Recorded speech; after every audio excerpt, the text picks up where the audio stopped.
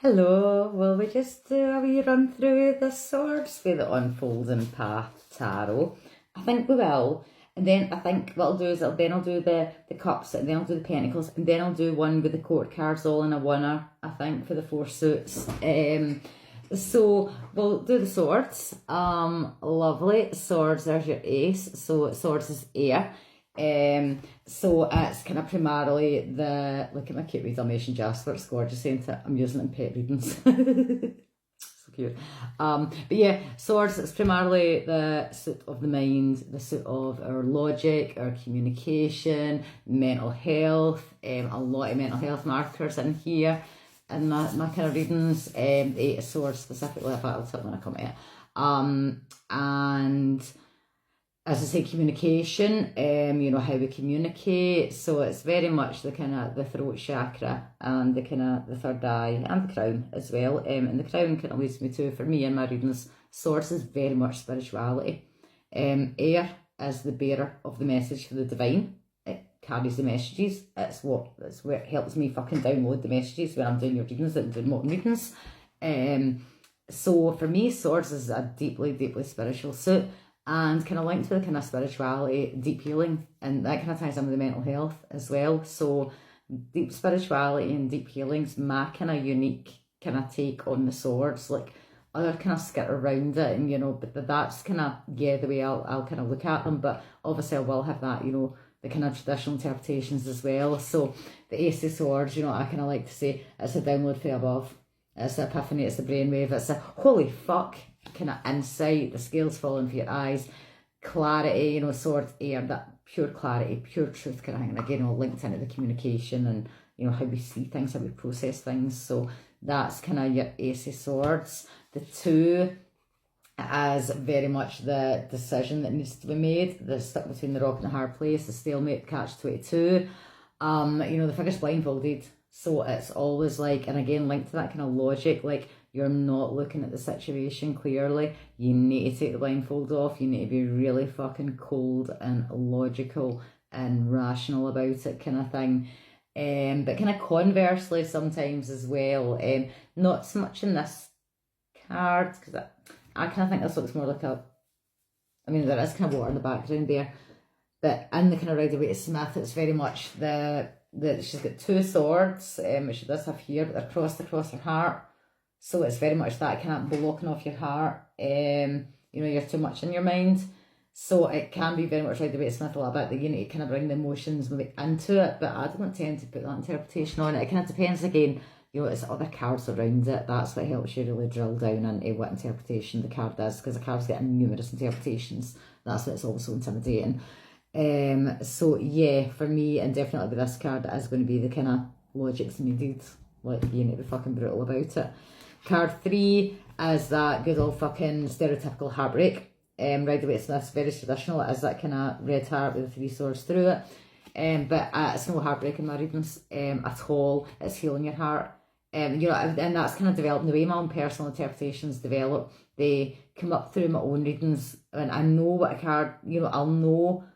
There's no doubt about what the position is. I know, do you know what I mean? I know what the answer is, and I'm like, that doesn't make sense. So then I kind of dig into it deeper a wee bit, and I'm like, right, okay, it's not the heartbreak. So I was like, my heart isn't fucking broken. That doesn't make sense. I know myself, and that's when you dig into it. And then I was like, nah, it's healing your heart. It's swords. In fact, I'm not going to go into this because this will be a wee extra video. But 3 swords, healing your heart. The 4 of Swords is the Reiki card for me. It's the rest, the relaxation, the taking time out, doing that radical act of fucking self-care, just checking out, saying, no, I'm going to fucking take care of myself, motherfuckers. You ain't stopping me. And yep, it can be radical because God forbid we put ourselves first. The 5 of Swords, the mindfuck card, as I like to call it. Again, more a sense of this one here that maybe you're actually mindfucking yourself. Yep, lazy, worthless, short and fight, you're never going to win. So yep, 6 of Swords, sailing away for the bullshit. That is a beautiful card. I love that card. Yep, you're going for the turbulent waters to the smooth, and again the swords of thoughts, leaving unhelpful thought patterns behind as well. The 7 of Swords, 7 fucking swords.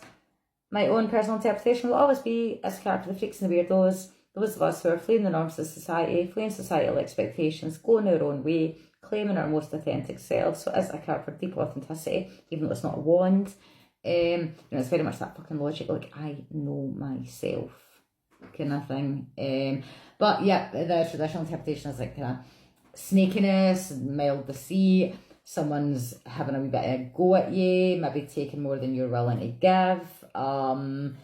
And I maybe kind of sense like the universe is just kind of watching while this is happening to you kind of thing. But generally, the kind of my interpretation, it kind of lands. Eight of Swords, this is the ADHD marker in my readings. You're trapped in your own mind. You're just, you can't free yourself, you're just in your head kind of thing, and it's your own thoughts are kind of holding you prisoner. And the kind of the advice for that is, again, kind of like the Two of Swords, it's that kind of logical thought. Now I'm going to need to think about it a wee bit in this card, because the Rider-Waite-Smith design, she can free herself. She can free herself here if she just stands the fuck up. There's my meaning. Cool. Nine of Swords, the 3 a.m. heebie-jeebies card, as I call it. Yeah, again, that kind of sense of very much, it's just your thoughts that are causing you the fucking damage, the pain, middle of the night, especially the dark of the night when it's just a fucking nightmare and you can't sleep and you can't get back to sleep, and it's all the intrusive thoughts that are just pressing down on you. That's your Nine of Swords. I mean, it's really hard to kind of put my interpretation on the swords, which is why I need to create my own deck, because, these are so fucking brutal. I mean, look at this Ten of Swords. There you go. Stabbed in the back. Literally. Stabbed in the back. And the way I look at the Ten of Swords, and again, Rider-Waite-Smith, it's the ascension after painful endings. It's the rebirth after a painful ending. And yeah, it's been fucking sore, and yeah, there might have been deceit, and yeah, there might have been betrayal, and yeah, you probably have been stabbed in the fucking back. But you're rising above, which you do kind of see here a wee bit, actually, because she is trying to get herself up. So actually, yeah, but on first kind of look, you're like, oh fucking hell, and like, I don't know how I would feel, doing voice message readings and I'm just sending a picture of this kind of thing, and then people need to listen to the message. So I always need to put wee trigger warnings in, or sometimes if I think it's really sensitive, I won't send a picture of that card kind of thing. And then if my queen asks me for it, then I'll send it.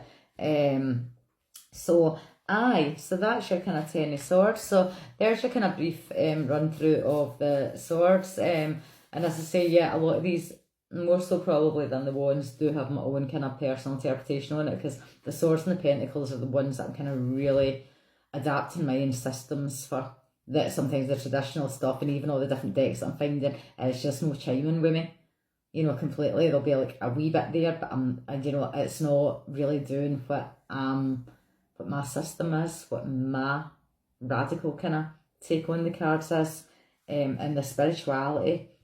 I mean, the deep healing, yeah, but the kind of spirituality, I don't really feel kind of comes in, and I do kind of feel that the swords is very much, of the mind, and we're not really kind of going into so much the kind of other aspects of the, as I say, the spirituality, the kind of healing that kind of comes from, kind of starting off healing your mind. I could disagree with that, but anyway, there we go. But no, I really like this deck. I like your Seven of Swords, man. He's quite sexual, ain't he? Fucking climbing my window, ain't he? Lower self. Right, okay, yeah, cool. Right, gonna go. See another one tomorrow, probably. Bye bye.